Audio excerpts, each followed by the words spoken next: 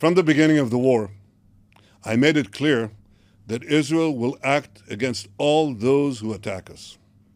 This is why earlier today, I asked the Israeli cabinet to back my decision to strike against the Houthi targets in Yemen. The port that was targeted is not an innocent port. It's used as the entry point for weapons that are supplied by Iran to its Houthi terrorist proxies.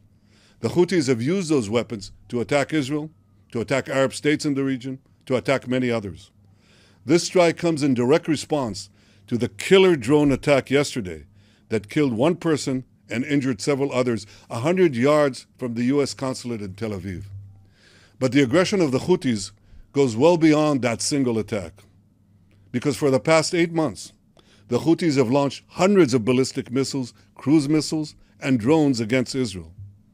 The only reason those attacks have not caused a greater loss of life has been the defensive measures taken by Israel and its allies, which together have intercepted hundreds of projectiles. I would like to thank the United States, Britain, France, and other members of the International Maritime Coalition that was formed to repel Houthi attacks. But the drone attack that struck Israel in the early morning hours yesterday shows that more than defensive action is needed to curtail the Houthis. Offensive action is also needed. It's needed to ensure that Iran's terror proxies pay a price for their brazen aggression. For over half a year, the Houthis have not only attacked Israel, they've also targeted the ships of dozens of countries traversing the Bab el-Mandeb Straits. This is a maritime corridor through which some 30% of the world's maritime commerce flows. The international community must redouble its efforts to protect this vital waterway and to hold both the Houthis and their Iranian sponsors accountable for their aggression. Today, Israel is being attacked by Iran and its proxies on 7 fronts: the Houthis in Yemen, Hamas in Gaza, Hezbollah in Lebanon, Shiite militias in Iraq and in Syria, Iran-backed terror attacks in Judea and Samaria, and of course, attacks directly conducted by Iran itself, as the world saw on April 14th.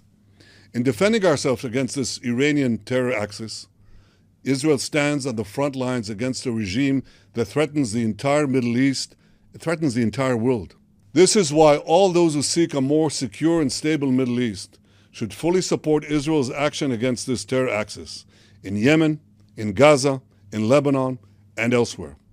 And to Israel's enemies, I have a simple message. Do not doubt Israel's determination to defend itself on every front. All those who seek to harm us will pay a very heavy price for their aggression.